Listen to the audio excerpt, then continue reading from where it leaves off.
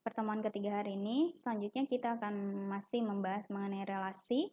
Kalau tadi kita membahas mengenai representasi relasi itu menggunakan tabel, kemudian menggunakan matriks dan menggunakan graf. Kemudian ada juga yang dimaksud dengan relasi inverse, bagaimana cara mencari relasi inverse dari sebuah himpunan relasi yang ditulis secara enumerasi atau menggunakan matriks. Nah, kali ini kita akan mempelajari mengenai ada kombinasi relasi, ada klosur nanti, sifat-sifat relasi, dan lain sebagainya. Nah, kita mulai dengan mengkombinasikan relasi. Untuk mengkombinasikan relasi, seperti yang kita ketahui dalam hukum-hukum di dalam himpunan itu kan ada gabungan, ada irisan, ada selisih, ada beda setangkup. Nah, di dalam relasi juga sama. Ada relasi irisan, kemudian ada relasi gabungan, ada relasi selisih, dan ada relasi beda setangkup. Masih ingat dengan beda setangkup ya? Nah, juga merupakan relasi dari himpunan A ke himpunan B. Jadi gabungan dari dua relasi ini juga merupakan relasi dari himpunan A ke himpunan B, di mana gabungannya bisa dalam bentuk irisan, dalam bentuk gabungan, maksud saya kombinasi ya, kombinasi relasi itu bisa dalam bentuk irisan, bisa dalam bentuk gabungan, bisa dalam bentuk selisih, bisa dalam bentuk beda setangkup. Nah, itu juga merupakan sebuah relasi dari himpunan A ke himpunan B. Contohnya seperti ini, misalnya kita memiliki himpunan A, di mana elemennya ABC, kemudian himpunan B elemennya ABCD, kemudian kita memperoleh relasi satu itu adalah A, A, B, B, dan C, C, kemudian relasi duanya adalah A, B, C, dan A, D. Yang ini merupakan relasi dari himpunan A ke himpunan B. Jadi, relasi 1 dan relasi 2 ini sama-sama merupakan relasi dari himpunan A ke himpunan B. Nah, kita dapat mengkombinasikan dua buah relasi ini dengan memperoleh misalnya mencari irisannya, mencari gabungannya, kemudian mencari selisihnya, dan mencari beda setangkupnya. Yang pertama kita mencari irisannya. Masih ingat sifat irisan di dalam himpunan ya? Irisan itu adalah yang elemennya ada di kedua himpunan. Artinya kita mencari pasangan yang ada di relasi 1 dan ada di relasi 2, yaitu A, A saja. Hanya ini, hanya A, A saja. Berarti irisannya adalah A, A. Kemudian gabungannya tinggal dituliskan elemen di R1 dan elemen di R2. A, A, kemudian B, B, C, C, kemudian A, B, A, C, A, D. Nah, A, A ini ada di dua himpunan, jadi tidak boleh dituliskan dua kali, hanya boleh dituliskan satu kali karena merupakan gabungan. Kemudian selisih. Di sini kita mencari selisih antara relasi pertama dengan relasi kedua. Jadi masih ingat selisih ya? Selisih itu adalah yang ada di himpunan pertama tetapi tidak ada di himpunan yang kedua. Nah, di sini selisih R1 dikurangi R2 atau selisih dari R1 dan R2 itu berarti mencari elemen di R1 yang ada di R1 saja, tetapi tidak ada di R2. Yang pertama A, ini ada di R2, berarti tidak termasuk. B, B, tidak ada, berarti dia merupakan selisih R1 dan R2. Kemudian C, C, tidak ada di R2, berarti hanya ada di sini. Nah, ini yang membedakan antara selisih R1 dengan R2. Jadi urutannya itu berpengaruh. Kita mencari selisih R1 dari R2 atau mencari selisih R2 dari R1. Kalau kita mencari selisih R2 dari R1, berarti yang kita carinya adalah yang ada di elemen yang ada di himpunan R2, tetapi tidak ada di R1. A, dia ada di R1. Kemudian A, B, tidak ada. Kemudian A, C tidak ada di R1. A, D tidak ada di R1. Nah, ini adalah selisih dari R2 dan R1. Nah, jadi saya ingatkan kembali, mencari selisih dua buah himpunan, kalau di sini himpunannya adalah himpunan relasi, itu perhatikan mencari selisih dari himpunan pertamanya, himpunan apa, himpunan keduanya, himpunan apa. Kalau di sini kan selisih R1 dengan R2, berarti yang mencarinya adalah yang ada di R1 tetapi tidak ada di R2. Kalau yang di sini mencari selisih R2 dari R1, berarti mencari elemen yang ada di R2 tetapi tidak ada di R1. Kemudian notasi ini masih ingat ya, minggu lalu ini adalah beda setangkup. Beda setangkup itu kebalikan dari irisan, yaitu semua anggota yang ada di R1 atau R2 tetapi tidak ada di keduanya. Berarti anggota ini kecuali A, A saja, semuanya dituliskan.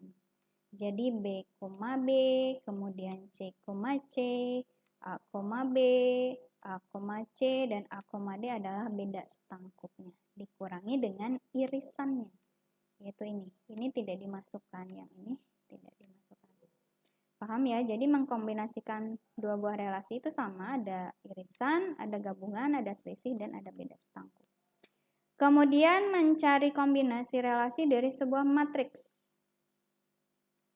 Nah, mencari gabungannya itu menggunakan tanda ini. Ini sudah Anda pelajari di logika. Pertambahan. Kemudian irisan itu adalah perkalian. Kalau dalam matriks ya, tapi tidak benar-benar dikalikan, tapi mencari logikanya. Nah, contohnya adalah seperti ini. Kita mencari gabungan dari relasi 1 dan relasi 2. Ini adalah relasi 1 dan 2. Kemudian mencari kombinasi R1 dan R2, yaitu menggunakan kombinasi gabungan seperti ini. Gabungan itu berarti 1 gabungan dengan ini ada. Kemudian 0 dengan 1 berarti ada. Kemudian 0 dengan 0 digabungkan ya tetap 0. Kemudian 1 dengan 0 digabungkan ya tetap 1. Kemudian 0 dengan 1 digabungkan ya 1. Kemudian 1 dengan 1 digabungkan, bukan ditambah ya, bukan 1 dan 1 ditambah 1, tapi 1 dan 1 digabungkan. Ini misalnya kalau saya beri tanda, ini A, kemudian ini B, ini C, kemudian ini D, ini E, ini F, kemudian yang ini juga sama, berarti ini adalah titik B, F digabungkan dengan titik B, F. Berarti tetap B, F-nya. Kalau yang ini 1 dan 0 digabungkan berarti A, D digabungkan dengan tidak ada himpunan kosong ya, tetap A, D-nya. Jadi paham ya, ini saya ulangi dari awal. Jadi misalnya kita beri tanda ini adalah A, kemudian ini adalah B, ini adalah C, kemudian ini adalah D, ini E, ini F. Angka 1 di sini yang tadi sudah bahas di video sebelumnya, ini menyatakan ada titik A, D. A, D ini adalah elemen dari R1. Kalau 0 berarti A, E bukan elemen dari R1. Nah, sehingga misalnya yang ini. Digabungkan A, D dengan himpunan kosong. Ini elemen kosong ya, maksudnya berarti di R2 itu tidak ada anggota A, D. Digabungkan ya tetap berarti A, D-nya. Kemudian A, E di sini bukan merupakan anggota R1, tetapi dia merupakan anggota R2. Berarti dituliskan gabungannya. Kemudian A, F bukan merupakan R1 dan juga bukan merupakan R2, berarti tetap 0. Kemudian 1 di sini adalah B, D adalah anggota himpunan relasi R1, tetapi bukan merupakan anggota R2, berarti tetap 1 gabungannya. Nah, seperti itu mencari gabungan atau kombinasi dari relasi dalam bentuk matriks. Kemudian kalau irisan sama seperti tadi. Kalau irisan itu berarti, misalnya yang ini ya, di sini dengan ini, berarti A, D anggota R1, tetapi A, D bukan anggota R2. Irisannya ada atau tidak? Ya tidak ada, berarti kosong.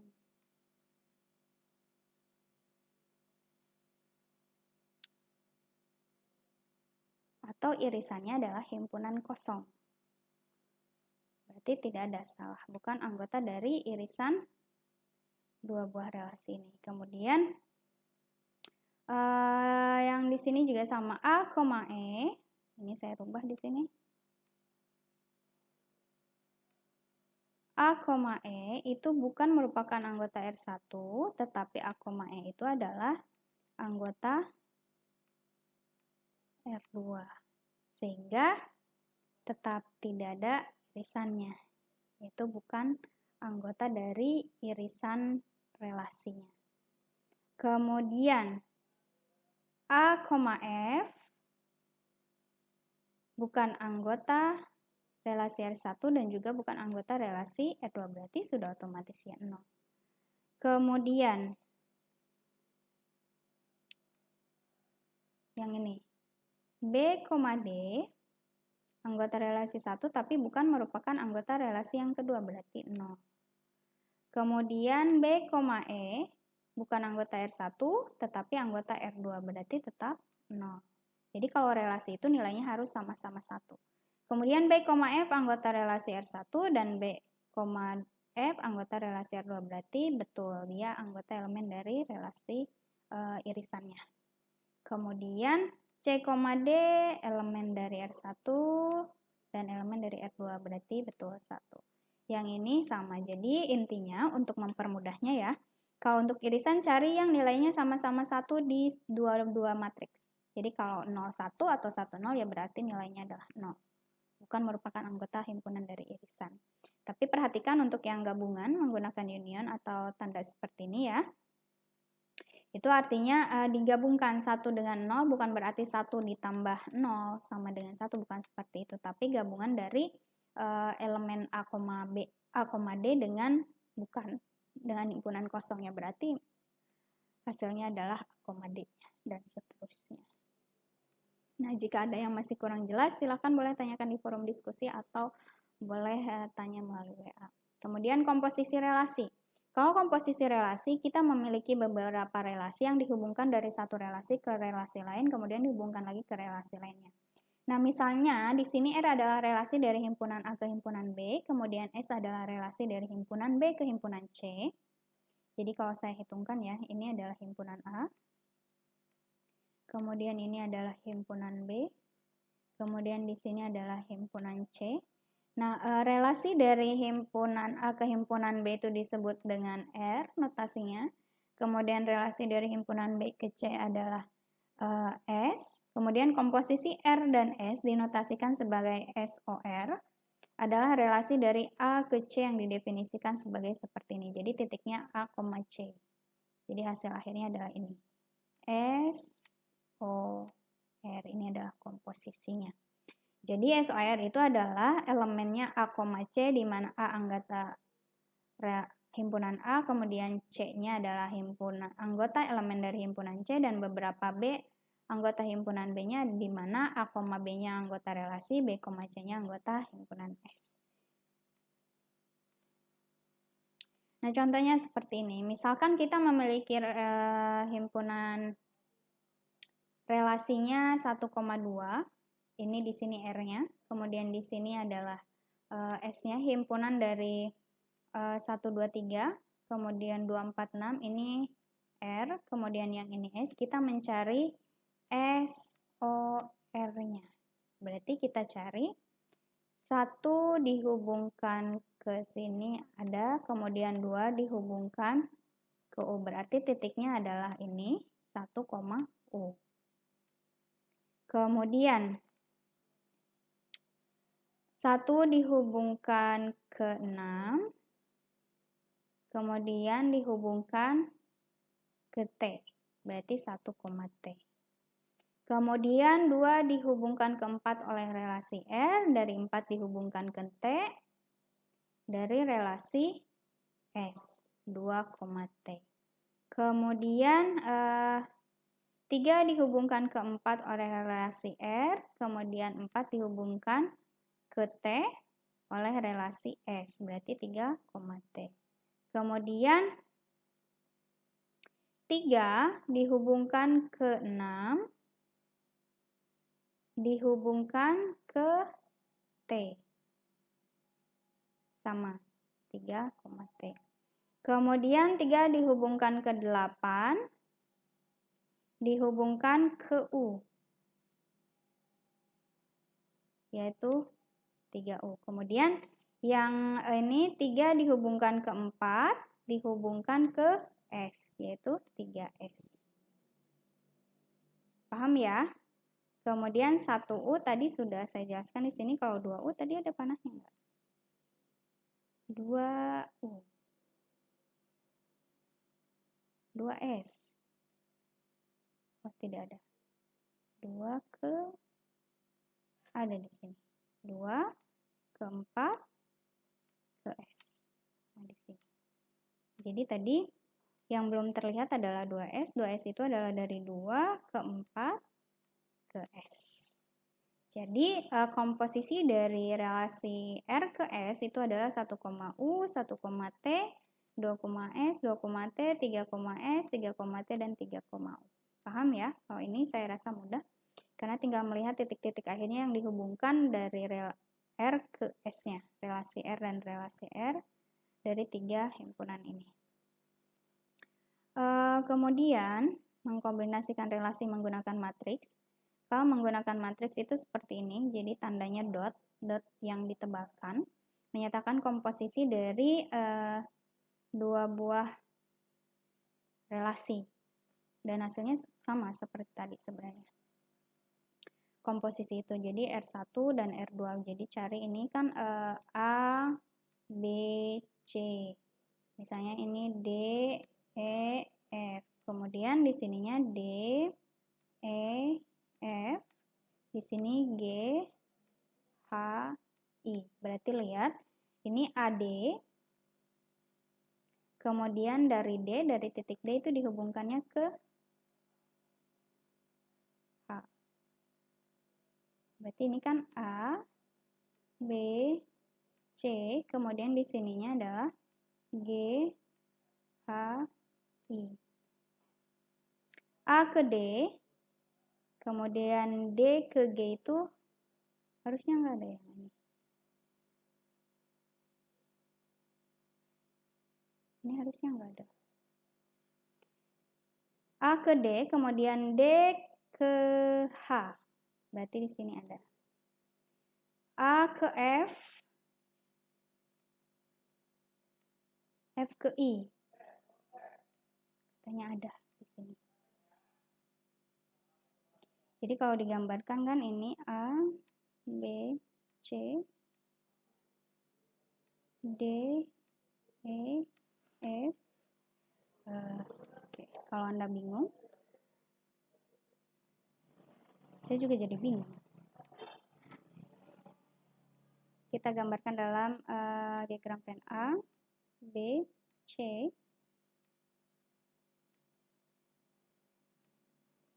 kemudian D, E, F, G, H, I. Kita gariskan dulu relasi R1. R1 itu berarti AD, kemudian AF, kemudian BD, kemudian BE, kemudian DH, kemudian DI, kemudian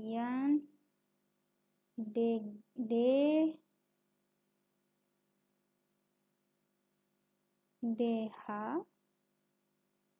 kemudian EI harusnya.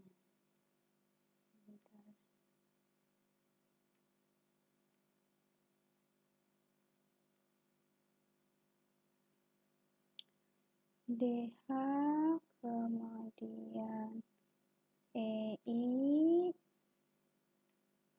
kemudian F, G, kemudian FI. Betul ya, coba dicek lagi. AD, kemudian AF, sudah. DD, DE, kemudian DH, kemudian EI, kemudian FG, dan FI. Nah, kita lihat polanya. Jadi, komposisinya dari A ke D ke H. Ada. Kemudian dari A ke F, F-nya ada ke G. Berarti ada, betul ya. Kemudian dari A ke F ke E, betul. Berarti ini betul. Kemudian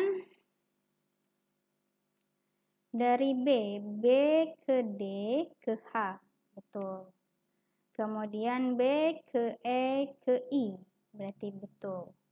Kemudian C tidak terhubung, kalau C 0 semua ya, tidak ada hubungan ke relasi 1 dan ini R1, yang ini R2, berarti ini betul seperti ini. Nah, kalau Anda bingung, gunakan seperti saya, gunakan tanda panah seperti ini kalau menggunakan matriks ya.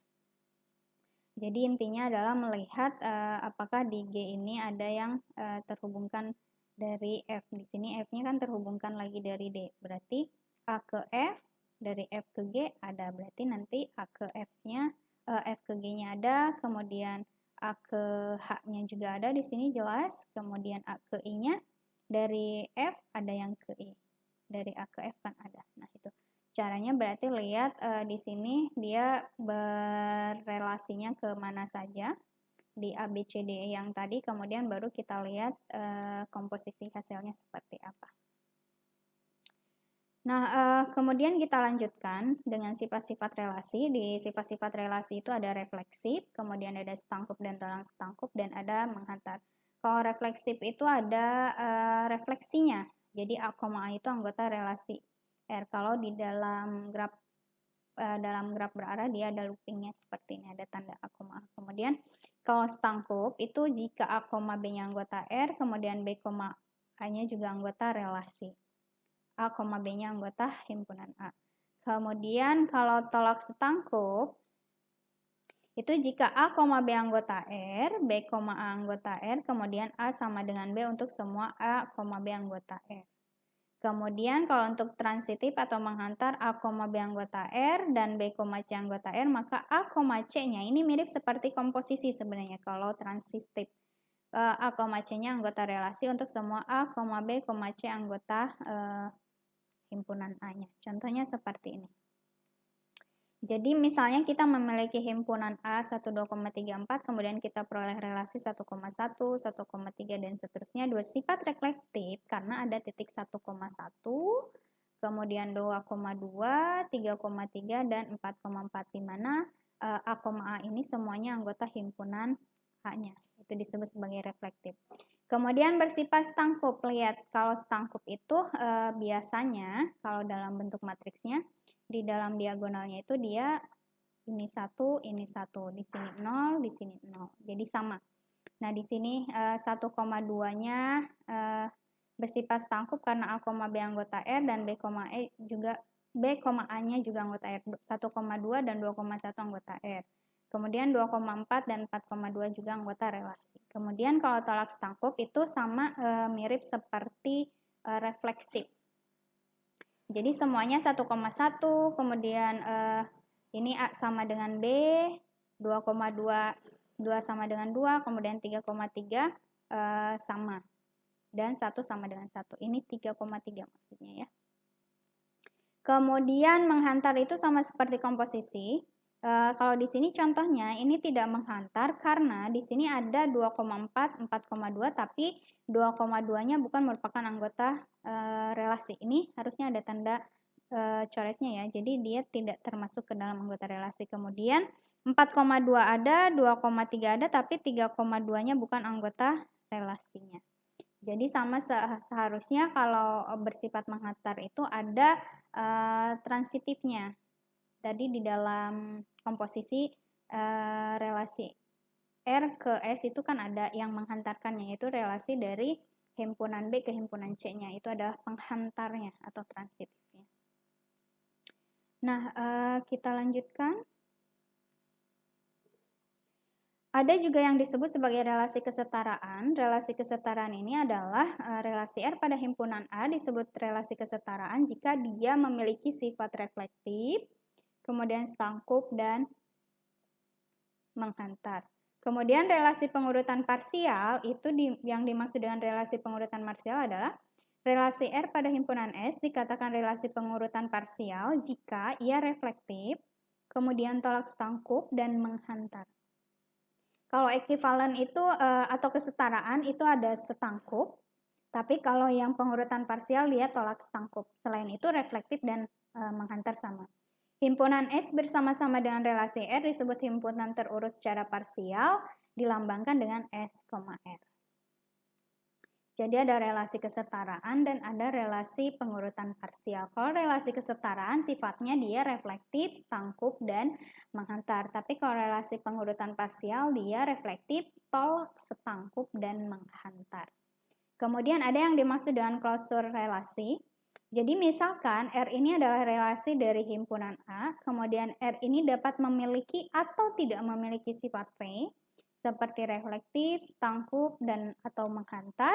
Nah, jika terdapat relasi R dengan sifat P yang mengandung R sedemikian sehingga S adalah himpunan bagian dari setiap relasi dengan P yang mengandung R, maka S disebut klosur atau tutupan dari R-nya.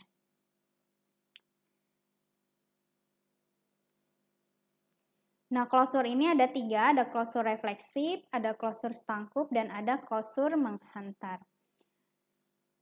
Klosur reflektif ini adalah gabungan dari klosurnya. Misalkan R ini adalah sebuah relasi pada himpunan A, klosur refleksif dari R adalah R gabungan dengan segitiga seperti ini saya sebutnya delta. A, A di mana A ini adalah anggota himpunan A. Misalnya di sini ya. 1,1, 1,3, 2,3, 3,2 adalah relasi himpunan A 1, 2, 3. Kemudian klosur refleksifnya berarti masukkan yang belum adanya. Tadi kan yang namanya reflektif itu A, A. Berarti himpunan A di sini 1,1, 2,2, dan 3,3. Sehingga diperoleh klosur refleksifnya adalah 1,1, 1,3, 2,2, 2,3, 3,2, dan 3,3. Jadi yang tadinya relasi R-nya ini tidak reflektif menjadi reflektif dengan menggunakan klosur refleksif.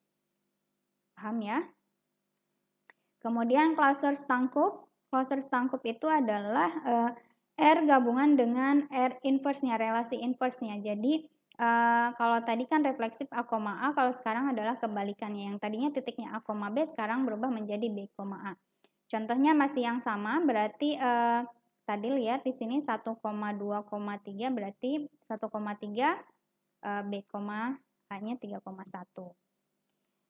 Ini klosur stangkupnya. Kemudian 1,2, 2,1. 2,1 berubah jadi 1,2. Kemudian 3,2, 2,3. 3,3 tetap 3,3. Baru digabungkan. Digabungkannya ditulis 1,3, 3,1. 1,2 dengan 2,1. Kemudian 2,1 dengan 1,2. Kemudian 3,2 dengan 2,3. 3,3 tetap. Jadi ini yang tadinya dia bersifatnya tidak stangkup, bukan tolak stangkup ya, tapi tidak stangkup menjadi stangkup dengan adanya klosur stangkupnya. Kemudian klosur menghantar, sama seperti tadi. Kalau klosur menghantar itu adalah diperoleh dengan gabungan dari pangkat perkalian ya kalau di sini. Gabungan dari pangkat relasinya, dipangkatkan secara terus-menerus kemudian digabungkan. Jadi misalkan A adalah himpunan dari n elemen dan R adalah relasi pada himpunan A. Jika terdapat lintasan pada panjang minimal 1 di dalam R dari A ke B, maka lintasan semacam itu panjangnya melebihi N-nya. Nah, ini adalah klosur menghantar. Jadi, perhatikan kita memiliki relasi ini. Kemudian ini adalah himpunannya. Jadi, kita tuliskan dalam bentuk matriks. 1,1 berarti ini ada anggota, 1,3 anggota, 2,2 1,3 yang ini maksud saya. Maaf, saya ulangi ya agar tidak bingung.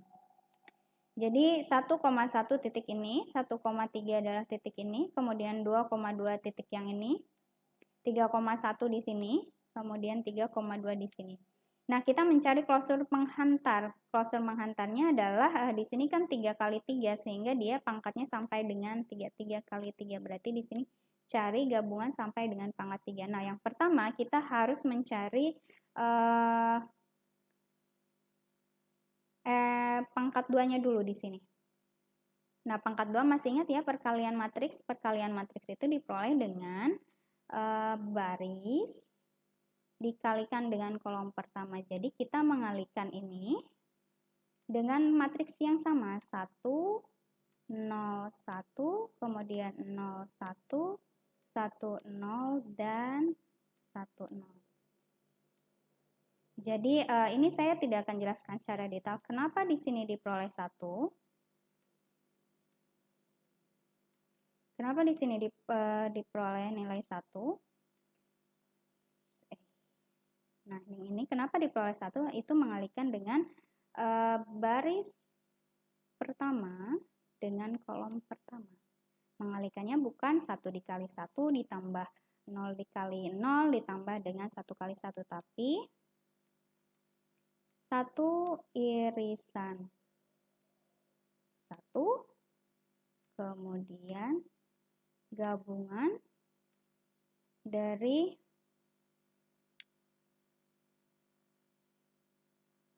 0 irisan 0, kemudian gabungan dengan 1 irisan 1. Jadi 1 irisan 1 itu adalah 1, digabungkan dengan 0, digabungkan dengan 1, nilainya adalah 1. Oke, supaya tidak bingung, contoh yang keduanya adalah baris pertama kalikan kolom kedua. Berarti nilainya adalah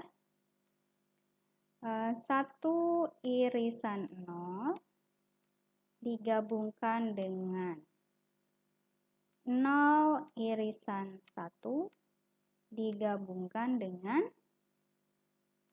1 irisan 1.